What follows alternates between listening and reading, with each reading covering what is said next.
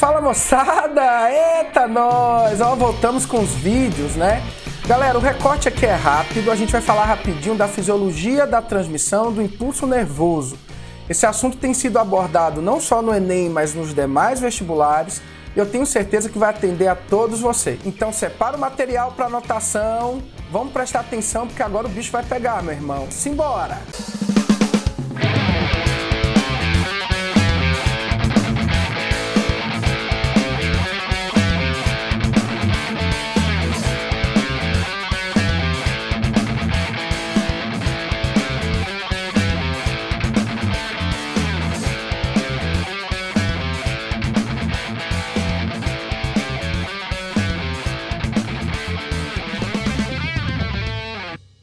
Minha galera, vamos falar rapidinho então das características da transmissão do impulso nervoso.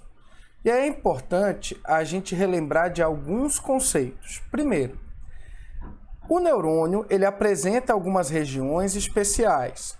Ele tem uma região do neurônio que mais lembra uma célula comum, que é o corpo celular. Aí ele tem as ramificações do corpo celular, que são os dendritos, e um grande prolongamento, que é o axônio. A terminação do axônio a gente chama de telodendro. A transmissão do impulso sempre obedece o sentido dendrito-axônio. Quando ela está no dendrito, ela sempre vai passar pelo corpo celular, na maioria dos neurônios, os multipolares, por exemplo, que é o que a gente estuda. E é por isso que esse impulso ele é chamado de celulípeto, porque ele está chegando no corpo celular. Do corpo celular ele vai para o axônio. Quando o impulso está no axônio, ele já está se afastando do corpo celular. Aí a gente chama de celulífago. Então, celulípito no dendrito porque está chegando no corpo celular e celulífago porque está saindo do corpo celular, está indo no axônio. É importante a gente comentar que o neurônio em repouso ele encontra a sua membrana polarizada. E para que o neurônio fique em repouso com esse potencial de repouso, ele gasta energia, por incrível que pareça. Lembra da bomba de sódio e potássio que vocês estudaram em citologia? Então, eu vou ter um transporte contra o gradiente de concentração, colocando 3 sódios para fora e 2 potássios para dentro. Uma relação de 3:2. O meio externo, como está sempre recebendo mais cátions, ele tende a ficar mais positivo que o meio interno. Então, pelo um princípio de relatividade, a gente diz que o potencial de repouso ele é negativo dentro do neurônio. E aí ele vai ser na natureza próxima de menos 70 milivolts. Então, quando o neurônio está em repouso, eu vou ter muito mais íons positivos fora da membrana do neurônio do que na face interna.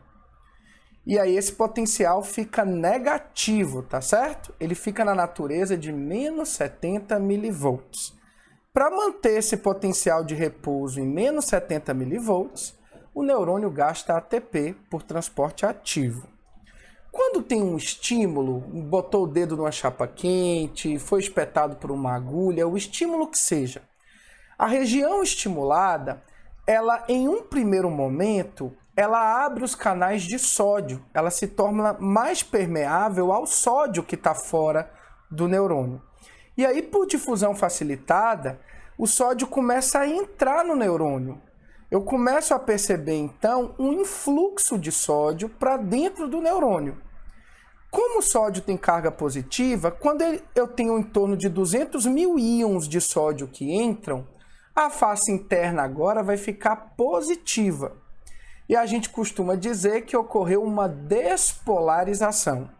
A amplitude desse potencial aqui é próximo de 105 milivolts. Ele sai de menos 70 milivolts do potencial de repouso e vai para mais 35 milivolts, que é o potencial de ação.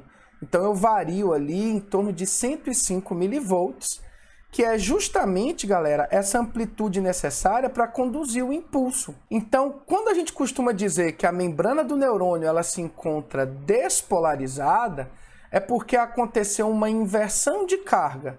O sódio ele entrou no neurônio, tornou a face interna positiva e a face externa que perdeu sódio momentaneamente, por um princípio de relatividade, vai ficar negativa em relação ao meio externo. Essa despolarização ela vai acontecendo também nas regiões adjacentes e vai meio que caminhando. Então eu estimulo a despolarização da região seguinte e eu vou despolarizando o neurônio.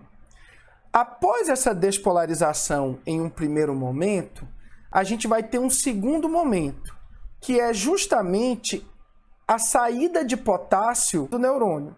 Então, o potássio que estava dentro do neurônio vai começar a sair e a gente novamente vai mexer nesse potencial.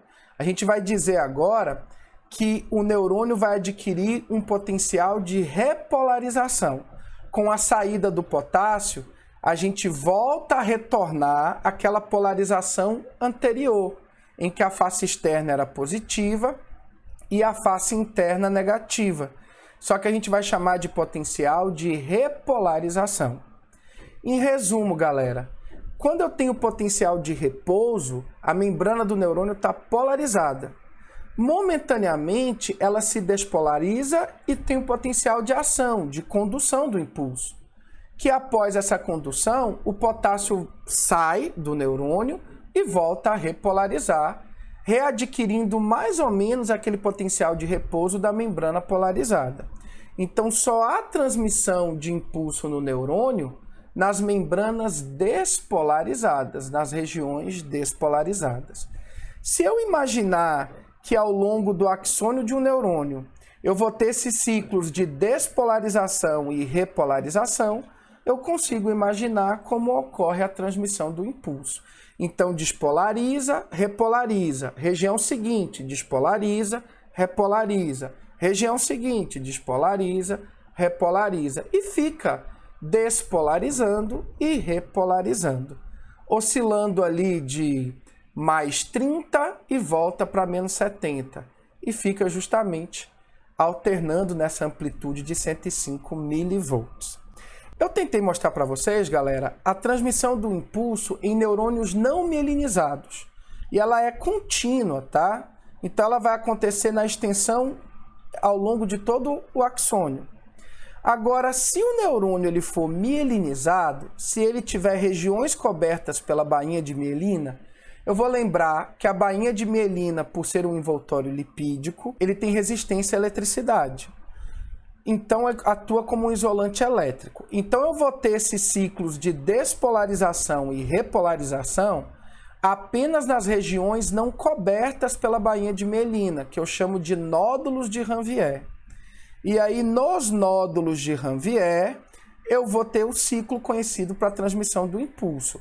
Despolariza e depois repolariza. E a gente vai saltando as regiões que tem bainha de mielina. A gente costuma dizer didaticamente que esse impulso em neurônios mielinizados ele é saltatório. A impulsão saltatória é muito mais rápida e ela pode chegar numa velocidade próxima de 400 km por hora. Tá ok? Não são todos os neurônios que são mielinizados, mas grande parte dos nossos neurônios são. Eu queria, então, deixar o apontamento bonitinho para vocês registrarem. A gente, então, vai revisar aqui, lembrando que quando o neurônio está com potencial de repouso, ele está polarizado.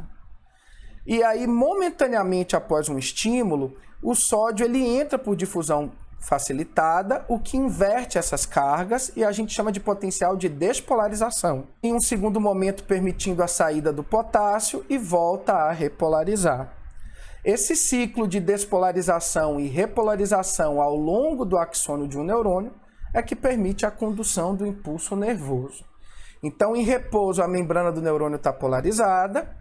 Quando eu tenho potencial para o estímulo, abrem-se os canais de sódio e a gente promove a despolarização, que é quando conduz.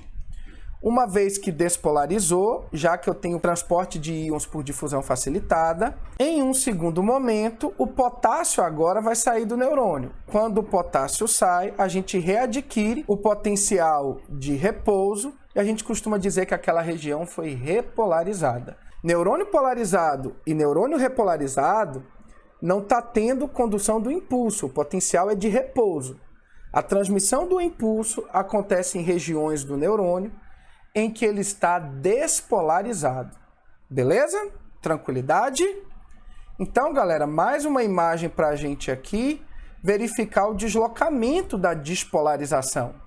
E lembre que quando chegar no final de um neurônio, a gente vai estimular o rompimento das vesículas sinápticas e vai liberar neurotransmissores que serão captados pelo próximo neurônio, num processo conhecido como sinapse neuronal. Minha galera, eu espero que vocês tenham entendido a fisiologia neuronal. O Enem e demais vestibulares costumam cobrar esse recorte temático dentro de tecido nervoso. É um pouquinho complexo, mistura alguns conceitos de química e física, mas eu tenho certeza que vocês tiraram de letra. Qualquer dúvida, coloca lá no grupo do Telegram, eu terei o prazer de responder vocês, tá certo? Para quem não sabe ainda, eu tenho um grupo de aprofundamento em biologia no Telegram, e esse grupo, o link para esse grupo está na minha biografia do Instagram. É só clicar, é gratuito, e praticamente todos os dias eu posto algum material lá no grupo e tiro dúvidas de vocês. No mais, galera, muito obrigado pela oportunidade.